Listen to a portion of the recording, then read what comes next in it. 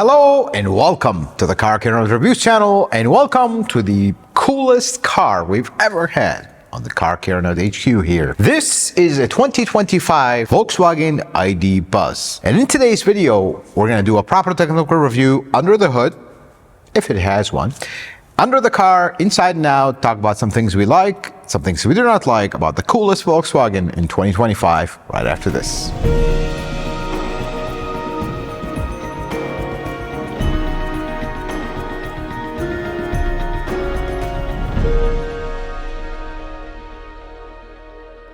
Let's start our technical review under the hood. The hood on it. What was that noise? I guess it works. Ooh. Yeah. Full disclaimer on this car before we even get started. As you see, there is very good access here.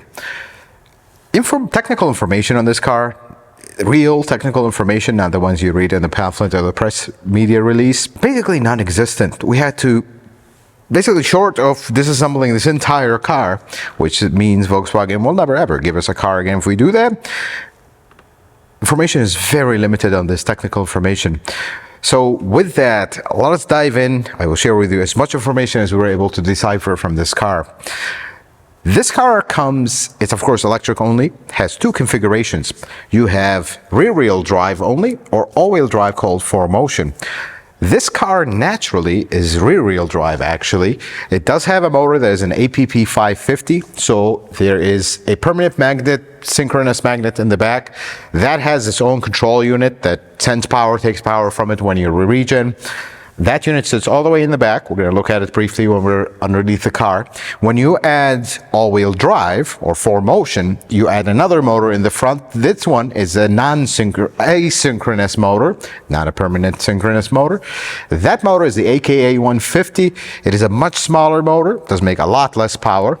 So the rear one makes right around 280 something horsepower, front one makes 107, just to add a little bit from the pamphlet, so the pamphlet people will get upset. Let's dive into the thermal management system with a full disclosure that the only way we were able to decipher this car was from the electrical wire diagrams. It took a significant time to really study it, and with very little access here without disassembly, some information are missing, and I do apologize in advance. We try to be as thorough as possible with our reviews. Thermal management system. Every electric car, in my opinion, is defined by its thermal management system. If it has a really good, well thought out thermal management system, it means it has good range, good functionality in cold and hot extremes. The thermal management system in this car is about average. I'll just say that. Let's dive into it and we'll talk about it some more. So, the battery. This car has a 91 kilowatt hour lithium ion battery. It sits underneath it. We'll look at it in a little bit when we look underneath it. That battery needs to be cooled and needs to be heated because lithium-ion batteries need to operate in a specific range for them to be happy and work effectively. So here are the different modes of thermal management. Not all of them. We're going to talk about the most important ones. If the battery is just hot, not too hot, so this system has a dedicated cooling system for the battery. So we're going to basically radiator in the front, electric water pump is going to send coolant through the battery, cool it down, and we're good. But if the battery gets too hot, we're going to use the AC refrigerant, HVAC refrigerant, to cool the coolant, which then is going to cool the battery. That, I think 90% of electric cars have that. Nothing groundbreaking. But here's where things get very tricky. When things are too cold, how do you heat up the battery? That's when most electric cars break, in my opinion.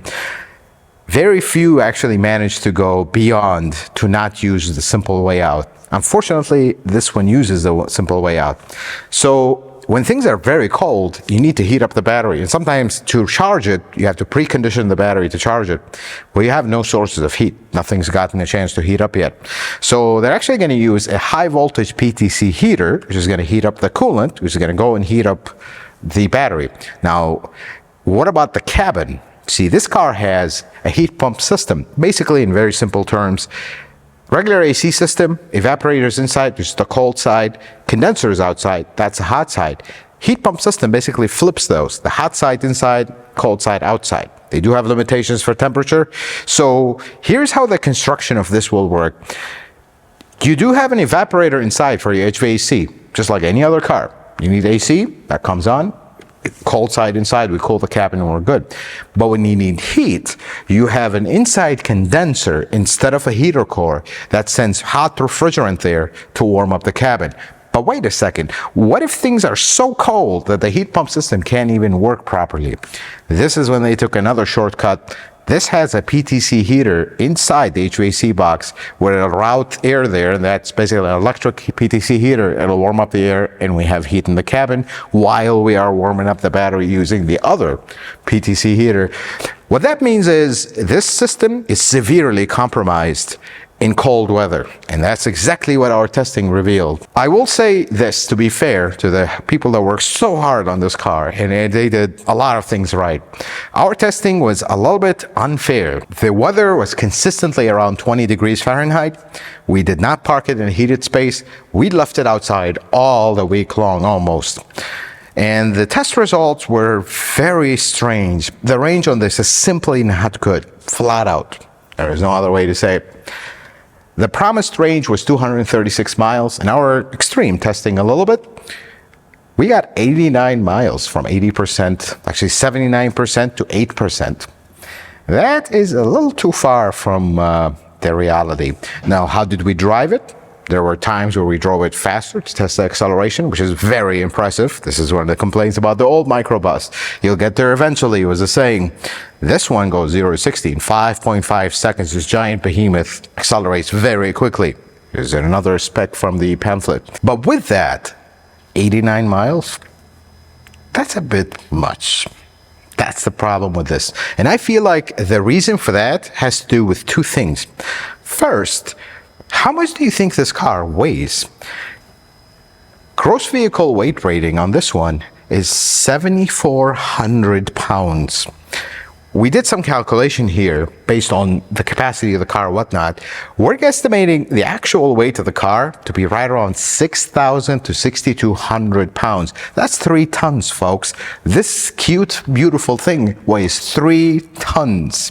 The exact opposite of what you expect an electric car to be. That's the first problem. The second problem, which is a much bigger problem, usually heavy cars equal they're much bigger. When it's much bigger, you can put a much bigger battery size. This only has a 91 kilowatt hour battery, and they don't even disclose if that is the actual usable kilowatt hours or not.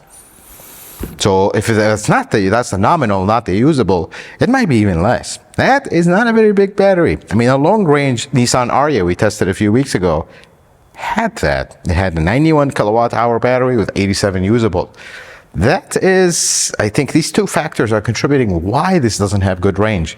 A car like this, you want 300 plus miles of range. And I understand you will effectively get the actual range if you're in perfect weather. But it was a shocker. I have to come out and say it, as far as electric cars, this is probably tied with one of the worst electric cars we've tested range-wise, tied with the BZ4X, which is a joke. This is not a joke. This is a very sophisticated electric system compared to Toyota's BZ4X, but it's not getting the results we're expecting. And the only thing I see is battery size and the weight of the car is the only difference. That's unfortunate we have to say that, but again, not everybody's going to drive it in cold weather. Now, the last thing I want to talk about here is our testing on the charging, because these are the specs for this car. At 110 volt AC and 220 or 240 volt AC, this has, and again, the technical data is all over the place, but the consensus seems to be the onboard charger is an 11 kilowatt charger, which is actually above average. Most electric cars we're seeing are 7.4, 8.5. This one is 11. If it is 11 indeed, that's pretty cool. So this, again, we arrived at the consensus here, which is direct from Volkswagen. The fast charging. We have seen numbers as low as 110, 150, 200. official press release from Volkswagen is 200 kilowatt up to, so we're gonna go with that. However, in our testing, we charged this car around 87% to 95%. It took 45 minutes at 85 kilowatt charging. That is interesting. That is cool. I don't think that's actually a bad time, because their promised time was 10 to 80% in 26. So if you do the math, we're about there if you really look at it. However, the weather was very cold, so that may have decreased our intake. That's why it took a little bit longer. So I think their charging time is accurate, but the internal charger and how high can you take a charge, not verified, because I've seen multiple numbers from multiple legit sources. So I'll leave you with that. Let's take a look underneath the 2025 ID Buzz or Bus, whatever you want to call it. It's an electric car. Everything is covered up completely, and that is to be expected. No oil change or nothing. Oh, there's a lot of other stuff to do. Let's look at the front suspension here, which is pretty interesting. Steel control arm at the bottom. This particular part is plastic, but this control arm itself is steel. Detachable ball joint. I really like this design. It makes service super simple. Steel knuckle, which is kind of a surprise, with this little contraption here that just adds more weight. Why not? And then McPherson strut at the top that goes into the knuckle in this style. This is not a favorable style for service. The middle part of the sway bar is steel, but the ends are actually plastic, which is definitely not ideal. Now we look at the brakes. They are actually massive brakes, because this is a 20-inch wheel. I mean, it almost fills up the entire thing. Dual piston caliper here. Everything pretty standard here. Then we come back to the battery. The battery starts right here, goes all the way. As big as this battery looks, capacity-wise, for the size and the weight of this car, as we talked about, it could be better. Could be better. That's all I'll say. It is very nicely insulated. That is the sound you want to hear around a battery. It's covered all the way to the edge. Usually German manufacturers, they're pretty good about covering everything, so we got no complaints here. We go all the way in the back. This is where the primary motor is. You can kind of see it through here, through the back here. Kind of see it nestled right there. Huge axle coming out of it, of course, electric car, direct torque and whatnot. But this is where that motor sits. Suspension in the back is a multi-arm, so you have the spring separate from the shock. Knuckle is aluminum. And then we have something to talk about. Let's look here. So I removed the one cap off the wheel. Wheel looks really nice without the cap. I mean, you could just put a center cap. It's a pretty cool design. But do you notice something behind it? Wait, is that a giant drum brake on a 2025 electric car? Well, yes, it is. They had to do something. I guess this is where they ran out of funds and they put a drum. Got nothing against drum brakes, but it's strange. And the level of complication they had to go through to make this work, I don't get it. We just put disc brake. Let's come around and see what I'm on about here. Parking brakes, electric. They put an actuator right here connected to a tiny little cable that goes inside and pulls the shoes off, because this is, yeah, I don't know what happened here. The ID Buzz has a giant rear drum brakes. I mean, folks, this is huge. I don't think I've ever recall seeing drum brakes this big on a car of this size.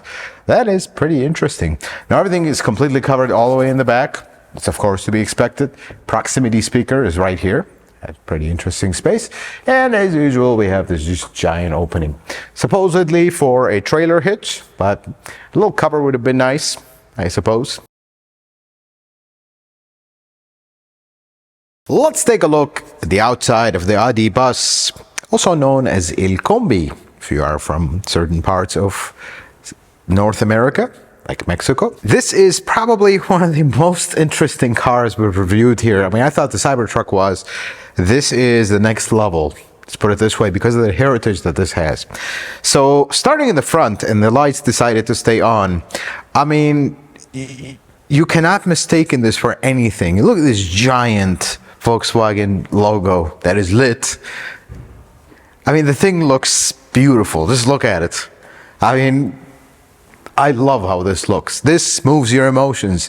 But with that, there's a lot of little details that we're going to look at here. They're just very interesting. For example, this is the hood. Is it? Actually, that's not the hood. That's a fixed panel. This is the hood. That's just how they decided to do this. Then we look at the bottom here. I love this design right here. Grill is open, so it's not completely closed. Radar sensor is all the way here. I love how they just, you can literally see the guts of the radar sensor right here because they decided to leave this open. Not the greatest idea for functionality, but I get it for the design. Then the 360 camera is right here, just right in the middle of the bumper. Couldn't put it here, maybe somewhere down. No, right there, middle of the bumper. But here's the new, I feel like they started designing this and then the problem started to happen. Because if you look here, and you can easily see it from the inside the car, this kind of hump in the dash looks like a third brake light that is in the front. That's the recognition camera. It's complete and absolute afterthought because it does cut from your view. I mean, that was too high and there was no other place to put it. So I had to put it right there. Then the wipers. There is two enormous wipers, and they go in this orientation. I guess this is the best way because this windshield is super tall, and it has a very interesting curve to it. And it's just, this is the car of the year for me, design-wise. But then you start looking at the finer details. There isn't much going on, and somebody will be like, what do you mean there isn't much going on? I mean, look at this panel. Straight line all across. No wiggly lines, no crazy stuff, nothing. There's just these two creases that go all across, and that's it. But if you really look close, follow this line, how it curves in with it and goes all the way around. Folks, new cars don't design stuff like that where there's a line, just goes around the car completely. There you go. The wheels are 20-inch wheels. A little far cry from the old one. This is the plastic cover, as we looked at, comes off. Actually, the wheel behind it is pretty cool looking. Mirrors are tiny for a car this size. And there is no position you can see out of it. That's just the way this is. They're too narrow, tall, but not tall enough. They're just, if you're for functionality, terrible look. They're just, they're not, they don't work at all. You can't see anything out of these mirrors, flat out. But that's okay. Cars like this, that's okay. The front doors, they do have lock, unlock on the handle. The rears don't, but the rears are sliding doors. And they remind me of the old school, like the handle is fixed and the inside is where the button is. So if you look here, this is just a normal handle that pulls out and opens mechanical. This one has a little thing which reminds me of the old school. Oh, there it goes. It's a sliding door actually. Speaking of the door and the entry, although this is the interior section, we're going to talk about it real quick here. This is a tall van, and I get it. We're fine with that. What is the purpose of this cutout? Is that supposed to help you get in easier? Because here's what's going to happen. You're short like me. Maybe if you're taller, you're okay. Short like me. Try and get in. I mean, that's quite a stretch to get into this thing. But wait. They give you this little step. Well, if I go into this step, how am I going to get in? Getting into this thing is not a fun process. I got to say that. The same thing with the rear. Wasn't exactly completely well thought out. And here's the interesting part. So usually when cars, the top part is white and the bottom is a different color, like this one. They usually paint the bottom and then they paint the top completely. Not this one. I feel like, and just looking at this paint with this wiggly tape line right here, it literally feels like an afterthought till the end. I feel like they painted the entire thing orange and then they painted the rest and they clear coated it because this part is very nice. You can't feel the transition, but on the inside you do feel the transition. Same thing here. Look at this. It's all orange. And we can't really peel the seal here, but I guarantee you there's going to be a transition line somewhere here. It's going to have a very sharp edge. Look at this. That is super cool. So this glass opens just like the old one. Now the old one, I feel like they took the measurements of the old ones, and don't quote me on this, but if I'm not mistaken, this is the actual size of the whole window of the old one. We're a little bit taller than the old one. This is a lot bigger than the old one. Nowhere near. Don't compare it. Then we come here, we have these 3 design thingies. Don't quote me on this, but if I'm not mistaken, these were cooling vents on the old ones. Here they are just decoration pieces to remind you of the old one. Now this being electric, here's the charge door. It's like all electric cars, flimsy. You do have a light. This does have fast charging, so I know how to open it. There we go. Interesting location in the back. Usually electric cars are moving towards it being in the front so you can pull in and charge it. This one has it in the back, which is okay. Then we look at the back. They cannot keep it simpler than this. I mean, very simple. Bar tail light, which is really nice. Big Volkswagen logo right here. ID Buzz written here. 4Motion. That's all you need to know. I love it. It just looks...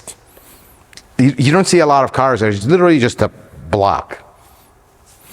Power back door with a lot of goodies on the inside. Dual motor back door. Wires do go here. This is typical Volkswagen stuff. Then over here we have probably the shelf, which is the world's most elaborate shelf. This shelf has a shock to make it soft open. A little bit on the overcomplicated size. Then you have these little storage things. But the cool thing is, if I can put these headrests down,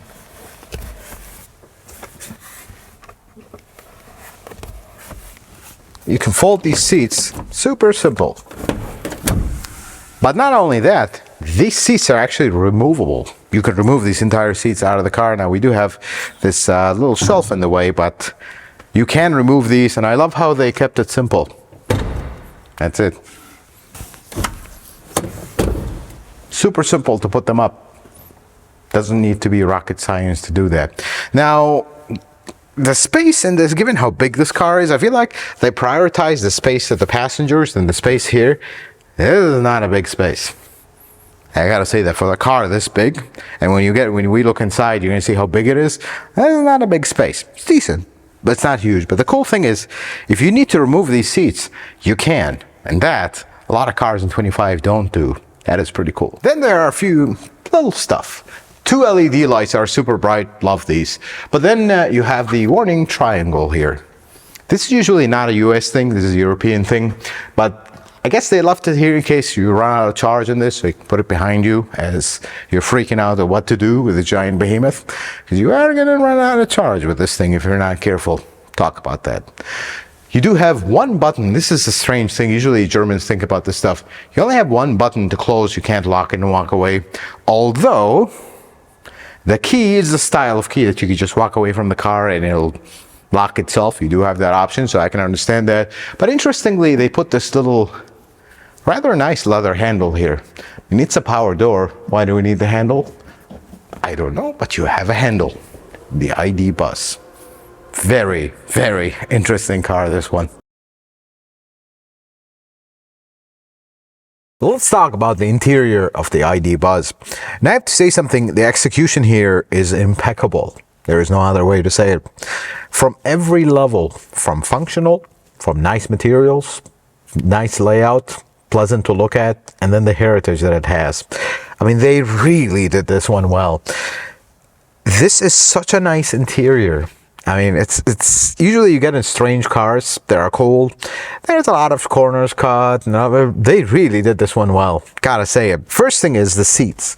Super comfortable seats. Very nice material. And the best part is you have these 2 armrests that come out on both sides. Usually you don't have that in cars. At least in the driver's seat you don't have it. This one has both sides in the front. That is super comfortable. Now, the materials and everything, they are not the top-notch materials. that you'll find in an Audi or something like that, but they're so nice. I love this wooden look in the middle here. I love the color that matches the outside. The leather and the steering wheel is super nice. I mean, extremely nice. And the visibility here, because of these big windows, it's a very good car to see out of. Now with that, let's dive in. The steering wheel controls, they're all this touch capacitive. Now Volkswagen does this everywhere. I really dislike it, but that's how they do it. Not very nice. The gauges, or the gauge, is a tiny little screen that is actually, it moves with the steering wheel up and down. So I feel like there's certain height where you won't be able to see part of it. That's kind of the compromise with that. If they were fixed, you will be able to adjust the steering, but they're stuck. Shifter is here, and it is backwards. If you drive one of these, you'll know what I mean. Basically, drive is forward and reverse is back. I understand what they're trying to do, but it'll play mind tricks on you for a second until you get used to it. Infotainment is actually very nice, and that is something we were surprised by. Apple CarPlay wireless, Android Auto wireless, very intuitive, very quick. I love the shortcuts and everything. It works really good. Don't like the touch capacitive here for the volume and temperature, but then the touch capacitive takes things to the next level. There's this weird control thing for the mirrors and the mirror heaters and the door lock. There's all touch capacitive. Super annoying. I wish that was not there. It was just that regular buttons would have been nice. This car has sliding doors, and I love that they put physical buttons for the sliding doors and to shut them off right in front of you. Why couldn't everything be like that? That's okay. Center console here, it's not really big, but the cool thing is you can remove it and just take it to the back seat. That is pretty cool. Now, here's the thing driving this car. It is so smooth. You don't expect it to be this smooth. You don't expect it to be this refined of a ride, but it is. And the strange of how big this dash is in front of you, it just, look, we've reviewed strange cars like the Cybertruck. Cybertruck is very strange and striking, but it's not cool. This is strange, but it's super cool. I mean, you sit here, you can't help but smile. It brings joy to your heart. And that is how it is. And honestly, from a functional standpoint, at least in the interior, they did this very well. Let's take a look at the back seat, because that's where things really go to the next level. Let's take a look at the second row seat here. I mean, I'm 5'7". There is literally a mile in front of me. There's 2 miles on top of it. This is just super comfortable. There's something has to be said here. This is a super comfortable seat, huge space. I can even move the seat front and back if I need to give the third row seat space, although they don't need it. We'll find out that in a minute. Here's something cool. The windows open like this, just like the old one. Very cool. These are, of course, power sliding doors. Then there are the little nice touches. The seat is covered in leather all the way around. They didn't cheap out, and I like that. Then there's this really nice grab handle here, very nice material. I mean, this is super comfortable. You can get the center console to sit here or here. You have these little tabs in the floor. This is super functional. They even put HVAC controls. They are touch capacitive, which I really dislike. I like that they did the vents on the roof. That's a harder way to do it. And you can literally see the indentation in the roof in the headliner where the vents run. That is pretty cool. Let's check out the third row seat. And if we're going to talk third row seats, this is how a third row seat should be in every car. Not always possible because this thing is a giant behemoth. I mean, this is my very comfortable second row seat position in front of my driving position in the very front. I mean, look at this. I am extremely comfortable. I can sit here for a 12-hour drive, no problem at all. And the nicest thing is you still have this nice pattern that comes across. You do have some USB-C. You do have a vent on the roof, which is pretty nice. Now, you don't have the nice leather here, which is understandable because these fold and you can put cargo on top of them. But this is a super functional van to transport adults super comfortably. That is how it should always be. Let's talk about some things I do not like about the ID Buzz. And let me just say something. Most of these things, yeah, I almost want to live with, but we have to be honest here. The range and the electric system. The range here is, I'm trying to find a more politically correct word, but I can't. It's abysmal. That's the word. Now, they say there's 236 miles, whatever. Our testing around 20 degrees Fahrenheit, and yes, it was cold. Yes, we did put it through harsh environments, leaving it outside through that weather all night. But the way the range drops is unbelievable. We, in our testing, went from 80% to less than 10% in 89 miles. Some will say we were driving too hard. We're not. Few things here to test the acceleration and whatnot. But for the most part, we were driving around town locally, sometimes full of people, sometimes not. We tried to test variable scenarios. 89 miles is what we got out of it. That is not good. And we've talked about this a little bit, but the battery is way too small size for a car that weighs this much, and it has this shape, this very unaerodynamic shape. That leaves a huge room for improvement. Because for this to live up to its heritage, it needs to be cool, and it is the coolest thing on the planet. But it also needs to be functional. Everything about it is functional to a point, but that is a big problem with the range. The second thing is, small thing, you'll get used to it. The touch capacitor stuff can be annoying. You'll get used to it eventually, but it's like totally unnecessary and doesn't add anything to character to this car, just makes it annoying. That's the truth have to be said. And the last thing is the entrance and exit out of it. It's too high. You get into it, you have to really stretch to get into it. And they put the little step that is completely useless. So if you have an older crowd, and I did try a family member that was older, it's very difficult for them to get into it. And that is a problem if you're going to really use this as a family van thing. But still, very cool, but it's not perfect. So, the 2025 ID Bus. There's one word to describe this. It is epic. This is probably one of the coolest cars we've ever reviewed this year, and I think it's going to be a minute before this is topped off. When we reviewed the Cybertruck, I thought that was pretty interesting and really out there, but there is a certain sense of arrogance about it, which made it not very cool.